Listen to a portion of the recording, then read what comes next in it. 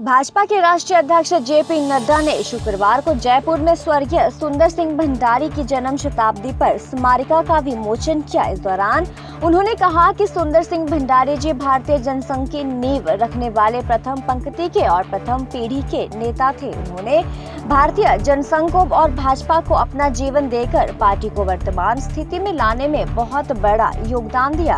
उन्होंने कहा कि लक्ष्य के प्रति समर्पित आदर्श जीवन और कुशल संगठन के रूप में मैंने उन्हें देखा है। संगठन को गढ़ना, हर बारीकी को समझना और अपनी बात को स्पष्टता के साथ रखना उनकी विशेषता थी। उन्होंने कहा कि 80 का दशक हमारे लिए ऐसा था जब हम लोग मन में सोचते थे कि क्या हम सफल होंगे या नहीं। 19 का दशक ऐसा था कि हाँ, हम सफल हो सकते हैं और 19 के दशक के अंत तक हमने कहा कि हम सफल हो चुके हैं। हम यहाँ किसी कुर्सी को घेरने नहीं आए। जी हाँ, जेपी नड्डा ने कहा कि कुर्सी हमारा लक्ष्य नहीं है बल्कि माध्यम है। देश को आगे तक ले जाने के लिए सत्ता हमारा माध्यम है। हमारे जहन में एक बात रहनी चाहिए कि हम परिवर्तन के उपकरण हैं। ये जोश और जज्बा एवं ताकत जीवन के अंतिम सांस तक रहेगी। इस प्रण के साथ हमें काम में जुटना है।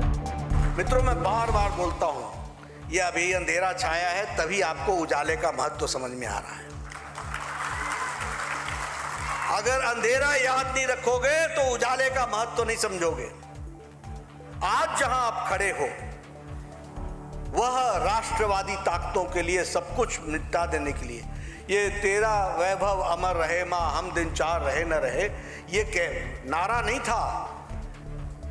हजारों लोगों ने, भंडारी जी जैसे लोगों ने अपने आप को पल पल तिल तिल जला करके जिया है, उसमें से ये निकल करके आया है।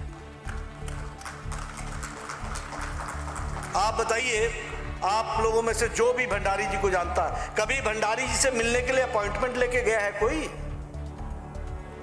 अपॉइंटमेंट नाम की चीज भी नहीं थी।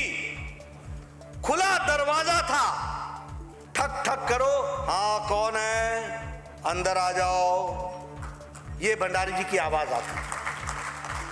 बैठो, बताओ, ये जज्बा था। इसने खड़े किए लाखों कार्यकर्ता, जिसको हमको समझना चाहिए और जिनके कारण से आज हम यहाँ पर खड़े हैं और हम अपने आप को बहुत गौरवान्वित महसूस करते हैं कि उनके द्वारा जो पार्टी खड़ी हुई है उसने एक नई दिशा हमको दी है और उनके ही प्रेरणा से आज हम सब लोग इस स्थान पर आकर के खड़े हुए हैं। ये ठीक है, हम भी कहते हैं, आज भी मैंने कहा कि 90 का दशक, 80 का दशक ऐसा था जब जनता पार्टी बनी कि हम लोग मन में सोचते थे whether we can do it और नॉट, क्या हम सफल होंगे या नहीं। 90 का दशक ऐसा था जब हमने कहा कि हाँ हम सफल हो सकते हैं और 90 के अंत में हमने कहा कि हम सफल होंगे और हो गए हैं, ये बात हमने कही। लेकिन इन लोगों को देखिए ना, जो 40 से लगे थे और 50 से पार्टी के सेवा कर रहे थे, जनसंघ के प्रस्तावों को लिखते होंगे, घंटों लगाते होंगे, वो एक इतिहास का रिकॉर्ड बन जाता होगा। हमारी संख्या एक विपक्ष के नाते, विपक्षी दल के नाते भी स्थापित नहीं हो पाती थी, चले रहते थे। आज यहां बैठे हुए कार्यकर्ताओं में कौन सा ऐसा कार्यकर्ता होगा जिसने संगठन में कभी विस्तार के लिए साइकिल का उपयोग किया होगा? और ये तो ऐसे कार्यकर्ता थे जो साइकिल को ही अपनी पूंजी समझते थे और माध्यम और उपकरण समझते थे जिससे वो जाकर के काम कर सके। ऐसे प्रेरणा के लोग जिन्होंने करोड़ों कार्यकर्ताओं को प्रेरणा दिया है, उनके हम जन्मशती समारोह में और जन्मशती कार्यक्रम में शामिल हो रहे हैं। हम सब के लिए भंडारी जी के प्रति सच्ची श्रद्धांजलि यही होगी कि हम एक सीरियस पॉलिटिकल थिंकर के तरीके से, एक सीरियस पॉलिटिकल एक्टिविस्ट के रूप में, ये बाहरी चकाचौंध से चकाचौंध न होते हुए, लक्ष्य के प्रति फोकस रहते हुए, मोदी जी के नेतृत्व में देश को मजबूत राष्ट्र के रूप में आगे ले जाने के लिए और दुनिया में प्रतिस्थापित करने के लिए हम उपकरण बने, यही भंडारी जी के प्रति सच्ची श्रद्धांजलि होगी।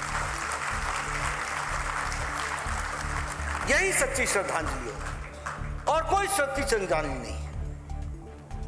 यह ठीक है कि हमारे युवा मोर्चा के लोग नारे न लगाएं तो वो युवा कहां कहलाएंगे, इसलिए नारे लगे, युवा हैं, अच्छे बढ़े आगे। लेकिन जहन में एक बात रहनी चाहिए कि we are serious political workers, हम परिवर्तन के उपकरण हैं और ये जोश और ये जज्बा और ये ताकत आज नहीं, जीवन के अंतिम सांस तक रहेगी। इस प्रण के साथ हमको काम में जुटना,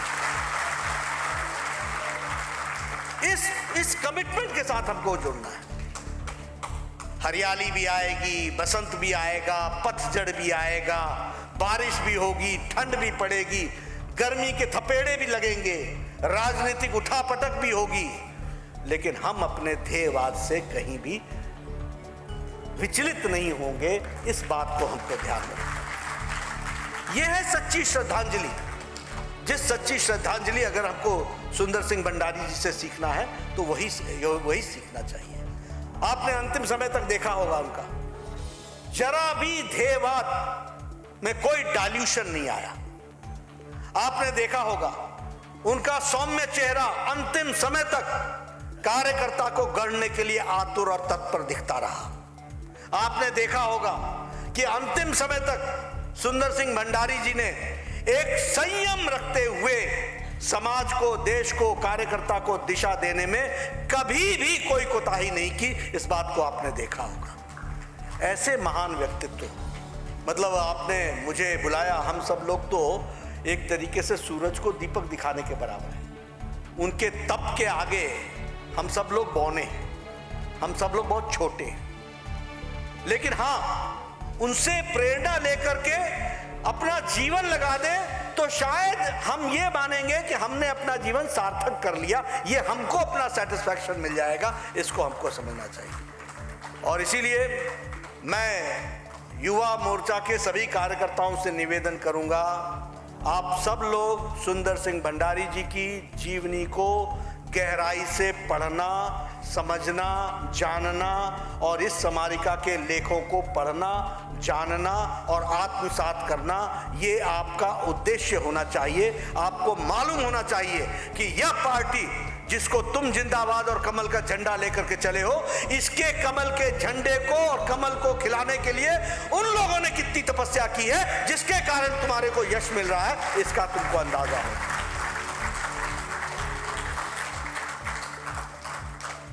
मित्रों, इसके साथ साथ मैं एक और बात कहूंगा। आज प्रधानमंत्री जी ने राष्ट्रीय पदाधिकारी बैठक में हम सबको मार्गदर्शन दिया है। वह उनका मार्गदर्शन नमो ऐप से लेकर के, यूट्यूब से लेकर के सभी पोर्टल्स पर हम सबको देखने को, सुनने को मिलेगा। मैं चाहूंगा कि आप उसको जरूर सुने और आत्मसात करने का प्रयास करें। आप जाने कि आखिर हम यहां पर किसी कुर्सी को घेरने नहीं आए हैं, हम यहां किसी कुर्सी को पकड़ने नहीं आए हैं, किसी कुर्सी को चिपकने नहीं आए हैं। कुर्सी हमारा लक्ष्य नहीं है, कुर्सी हमारा माध्यम है, सत्ता हमारा माध्यम है देश को आगे ले जाने के लिए। इसके लिए हम आए हैं।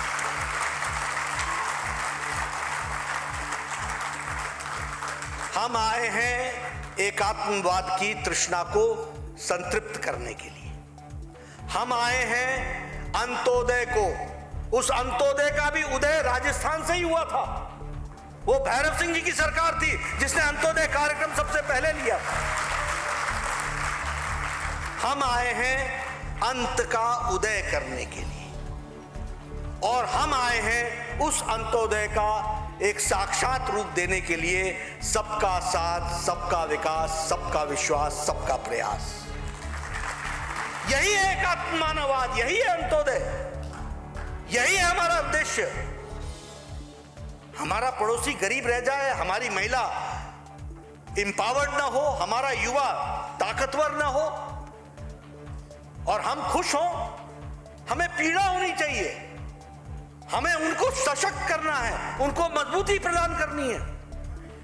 कोई घर बिना चूल्हे के न रहे, गैस के चूल्हे के, कोई घर बिना शौचालय के न रहे, कोई घर बिना इज्जत घर के न रहे, कोई गरीब व्यक्ति पक्के छत के मकान के बगैर न रहे, यह हमारा संकल्प है।